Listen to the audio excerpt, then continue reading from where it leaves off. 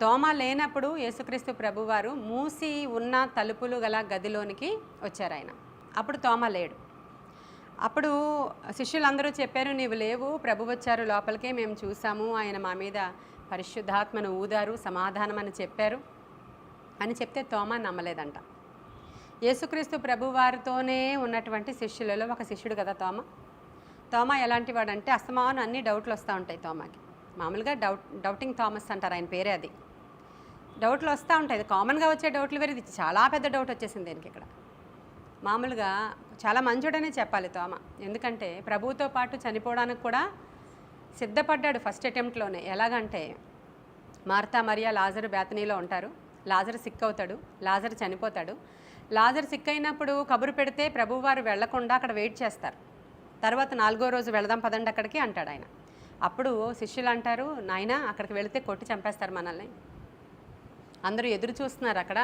అంటే మార్తా మరియలు కాదు కొట్టి చంపేవాళ్ళు, ప్రభువుని చంపాలని ఎదురు చూస్తున్న వాళ్ళు అక్కడ ఉన్నారనే సమాచారం వీళ్ళకు ఉంది కాబట్టి మనల్ని చంపుతారు, వెళ్ళడం అంత మంచిది కాదేమో అంటున్న సందర్భంలో తోమా ఏమంటాడంటే, చనిపోయినా సరే ప్రభుతో చనిపోవడానికి సిద్ధమే, పదండి వెళదామంటాడు. అది తోమా మనకి ఫస్ట్ అటెంప్ట్లో ఆయన యొక్క విశ్వాసం కనబడుతుంది యాక్చువల్గా. అలాంటి తోమా ఇప్పుడు ఏమంటున్నాడంటే, యేసుక్రీస్తు ప్రభువారు వచ్చారు, మా మీద పరిశుద్ధాత్మ ఊదారు, మాకు సమాధానం అని చెప్పారు, మన గురువుగారు వచ్చారని చెప్తుంటే నేను ఆయన గాయములలో వ్రేలి పెట్టి చూస్తేనే కానీ నేను నమ్మను, మీరేంటో చెప్తున్నారు, మీరు భ్రమపడ్డట్టున్నారు. ప్రభు అదే ధ్యాసలో ఉండబట్టే ఒక్కొక్కసారి మనకు అలా అనిపిస్తూ ఉంటుంది కదా, అలా అనిపించినట్లుంది, ఇంకన్నీ డౌట్లే, అలా అనిపించినట్లుంది, ఇలా చెప్తూ ఉంటాడు. ఇంకొక సందర్భంలో కూడా యోహాను 14:6లో కూడా ఉంటుంది, ప్రభు చెప్తూ ఉంటారు, నేను వెళ్తాను, నేను వెళ్ళి మీకోసం స్థలం సిద్ధపరుస్తాను, మీరు అందరూ తర్వాత వద్దురు కానీ అంటే అందరూ సైలెంట్గా ఊరుకున్నారు. ఎక్కడికి వెళ్తామని అడిగితే తిడతారేమో మన మాస్టర్ అని, అంతే కదా, భయం కదా, ఏం అడగాలన్నా. ఈయనకి భయం లేదు, ఎక్కడికి వెళ్ళాలనుకుంటున్నావు అని అడిగాడు. ఎక్కడికి వెళతావు, ఎలా వెళతావు అని అడుగుతుంటే ఆయన అంటాడు, నేనే మార్గాన్ని, నేనే జీవాన్ని, నేనే సత్యాన్ని. ఆ మాట పలకడానికి మన తోమగారే కారణం. ఆయన అన్ని అలా డౌట్లు అడుగుతూ ఉంటాడు అనమాట, ఆయన పక్కనే ఉండి. అంటే ప్రభు ఎప్పుడు తిట్టలేదు, మందలించలేదు, ఆయన నాలెడ్జ్ ప్రభువుకు తెలుసు. ఆయన ఏ ఉద్దేశ్యంతో అడుగుతున్నాడో, కొంతమంది శోధించాలన్న ఉద్దేశంతో అడుగుతారు, కొంతమంది తింగరగా అడుగుతారు, కొంతమంది ఏంటో యథాలాపనగా అడిగిందే అడుగుతూ ఉంటారు. అలా కాదు, తోమా అడిగినవన్నీ చాలా పర్ఫెక్ట్గా ఉన్నాయి. ఈయన నేను చూస్తేనే, పర్ఫెక్ట్గా చూస్తేనే, ఏదైతే నేను ఎగ్జాక్ట్గా తెలుసుకున్నానో విన్నానో అదే చెప్పాలని ఆతృత గలవాడని అర్థమవుతుంది మనకు తోమాని చూస్తే. కాబట్టి ఇక్కడ తర్వాత ఇంకా లాస్ట్లో ఇంకా ప్రభు ఆ గదిలోనికి వచ్చినప్పుడు ఈయన లేడు, నమ్మలేదు. 8వ రోజు మరలా అక్కడ ఏమైంది, చదివించింది మూసి ఉన్న ఆ గదిలోనికే సేమ్ వచ్చారు ఆయన. మళ్ళీ వచ్చినప్పుడు అక్కడ ఈయన ఉన్నాడు, తోమా ఉన్నప్పుడే వచ్చారు ఆయన, ఎందుకంటే ఆయన తెలుసు చూపించడానికే వచ్చారు. 8 దినములు అయిన తర్వాత ఆయన శిష్యులు మరలా లోపలే ఉన్నారు, తలుపులన్నీ మూత వేసి ఉన్నాయండి, కిటికీలన్నీ మూసున్నాయండి. మన ప్రభువు లోపలికి వచ్చేసారు. అక్కడికి వచ్చినప్పుడు ఈయన ఉన్నాడు కదా, ఇప్పుడు వచ్చి మరలా ఆయన ప్రభువు చెప్పారు, సమాధానము కలుగునుగాక అన్నారు ఆయన. తర్వాత వెంటనే తోమా వైపు తిరిగారు ఆయన. అప్పుడు విన్నారేంటి, ప్రభు అక్కడ లేరు కదా, వీళ్ళందరూ డౌట్, ఈయన డౌట్ అన్నప్పుడు ప్రభువు తిరిగి వెంటనే, తోమా ఇలా చూడు, ఇలా రా, ఏదో అన్నావు కదా, నా చేతుల్లో గాయాల్లో ఒకసారి వేలు పెట్టి చూడు, పర్లేదులేరా అని పిలిచారు ఆయన. నా ప్రక్కలో కూడా వేలు పెట్టి చూడు, ఎందుకన్నా మంచిది అని ఆయన గాయాలు ఎక్కడెక్కడున్నాయో ఆయన గాయాల్ని చూపించారు ప్రభు. చూపించి అవిశ్వాసివి కాక విశ్వాసివై ఉండు. మన జరగలేనటువంటి కార్యాలను బట్టి అసలు దేవుడు ఉన్నాడా, ఎందుకు చేయట్లేదు, ఈ ఆలస్యం ఏంటి, మన జీవితంలో కూడా అవిశ్వాసంలో పడిపోతూ ఉన్నాం చాలా సందర్భాల్లో. నేను మీకు చెప్పిందే చెప్పడం, దేవుడు చాలా గొప్పవాడని చెప్పడం, మిమ్మల్ని ప్రార్థనలకు పిలవడం, అనేక సార్లు మనం ప్రార్థనలు చేయడం, ఇదంతా మీకు రొటీన్గా అయిపోకూడదు. ఈరోజు మీరు వస్తే మీరు అందరూ ఫ్రెషర్సే, ఈరోజు మీరు ఫ్రెష్గా వింటున్నారనమాట ఈరోజు వాక్యాన్ని. నా దగ్గర మెసేజెస్ కూడా మీరు ఫ్రెష్గా వింటున్నారు. ఇవన్నీ మాకు తెలిసినవే, ఇవన్నీ మాకు తెలిసినవే, ఇవన్నీ ఎప్పుడో చెప్పేశారు అనే ఎప్పుడైతే నీకు అది వచ్చిందో నువ్వు ఇంక పనికిరావు.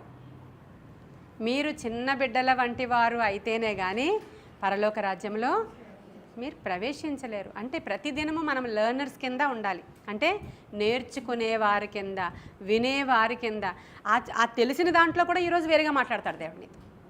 నువ్వు అది తీసుకోవాలి. ప్రభువు చెప్తున్నారు, తోమా నువ్వు అవిశ్వాసివి కాక విశ్వాసివై ఉండు. నువ్వు చూసి నమ్మిన వారికంటే చూడక నమ్మిన వారు ధన్యులు అన్నారు. ఇప్పుడు ఈ తోమ చూసి నమ్మాడు, వాళ్ళందరూ ప్రభువుని చూసి నమ్మారు. ఇప్పుడు మనం చూడలేదు ప్రభుని, చూసామా? మనం ధన్యులం. హల్లెలూయా. నేను చెప్తున్నాను, మీరు నమ్ముతున్నారు అంతే.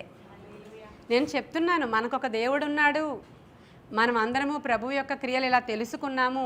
ఇదిగో మన ప్రభువు ఇట్టివాడు, ఇంత గొప్పవాడు, ఇంత శక్తిమంతుడు అని నేను చెప్తున్నా, మీరు అందరూ వింటున్నారు. దేవుడు మీకోసం తప్పకుండా చేస్తాడు అంటున్నాను, మీరు నమ్ముతున్నారు. అంటే మీరు అందరూ ఎవరంటే ధన్యులు అంతే. మనం అందరము ధన్యులం, ఆ లిస్టులో ఉన్నాం. ప్రభు క్లియర్గా చెప్తున్నారు, చూసి నమ్మిన వారికంటే చూడక నమ్మిన వాళ్ళు ధన్యులు అంతే. తోమకి ఇచ్చినటువంటి మెసేజ్ అది ప్రభువు. ఆయన అవిశ్వాసంతో ఉన్నాడు అనే సంగతి మనకు అర్థమైపోతుంది. అవిశ్వాసం వచ్చింది ఆయనకి. నిజంగా వచ్చారా, ప్రభువేనా అని వచ్చారు, వచ్చింది ప్రభువేనా అని డౌట్ వచ్చింది. ఇప్పుడు మనకి కూడా ప్రభు చేస్తాడా కార్యాలు? చేస్తాడా? పూర్ణిమ చెప్తుంది చేస్తాడు. ఆమేన్. ఆయన చేస్తాడు. ఆలస్యంలో కూడా ఆయన ఏదో గొప్ప విషయాలని చేస్తూ ఉంటాడు. ఖాళీగా ఎప్పుడు ఉండడు, ఆయన పని చేస్తూ ఉంటాడంట దేవుడు. నీ గురించి వర్క్ జరుగుతానే ఉందంట అక్కడ. ఎప్పుడో చేస్తాడో అప్పుడు మరలా ఒకసారి మన గురించిన షీట్ ఒకటి ఓపెన్ చేసి ఇప్పుడు ఎంతవరకు వచ్చింది కీర్తి సంగతి, ఈరోజు టిక్ పెడదాం అనుకోడంట ఆయన. నీ గురించి అలా వర్క్ జరుగుతూనే ఉంటుంది అక్కడ. ఆల్వేస్ నిన్ను జ్ఞాపకం చేసుకుంటూనే ఉంటాడు. ఆలస్యం అయ్యే కొద్దీ దానిలో ఉన్నటువంటి ఆశీర్వాదాన్ని ఇంక్లూడ్ చేస్తూనే ఉంటాడు దేవుడు. ఇంకా ఏదో గొప్పగా చేయాలని ఆలోచిస్తూ ఉంటాడు. హన్నాకు ఆలస్యం అయిన కొద్దీ అద్భుతం జరిగింది కదా. ఏం అద్భుతం జరిగింది? ఆయనకు ఒక యాజకుడు వచ్చాడు అక్కడ. లేదంటే ముందే పుట్టేసి ఉంటే పెనిన్న పిల్లలతో పాటు సమానంగా పెరిగేసేవాడు. ఆయనకు అంత ఆధిక్యత లేదు. తాను అభిషేకించిన వానికి అధిక బలము వచ్చి ఉండేది కాదు. మనం బాప్తిస్మం ఇచ్చే యోహాను గురించి కూడా అలాగే ఆలోచిస్తాం. మన జీవితంలో కూడా ఎప్పుడైతే మనం నమ్మకంగా ఉంటామో, ఎప్పుడైతే ప్రభు మీద విశ్వాసంతో ఉంటామో, ఎప్పుడైతే ప్రభువుని కంప్లీట్గా మీ సొంత రక్షకుడుగా అంగీకరించిన దినము నుంచి ఆయనతో మీరు జర్నీ స్టార్ట్ చేసిన దగ్గర నుంచి రోజు ఆయనతో నడుస్తూ ఉంటారో అసలు మన గురించి మనం ఆలోచించుకోక్కర్లేదు. శ్రమ కలుగుతుంది నిజమే. ఈ లోకంలో అప్పులు వస్తాయి, వ్యాధి వస్తుంది, బాధ వస్తుంది, పిల్లల గురించి సమస్య వస్తుంది, పెద్దోళ్ళ గురించి సమస్య వస్తుంది. అక్కడే పక్కనే హాగర్కి సొల్యూషన్ ఉంచినట్లు సొల్యూషన్ కూడా పక్కనే పెడతాడు ఆయన. ఇది మన జర్నీలో మనం తెలుసుకుంటూనే వెళుతున్నాం.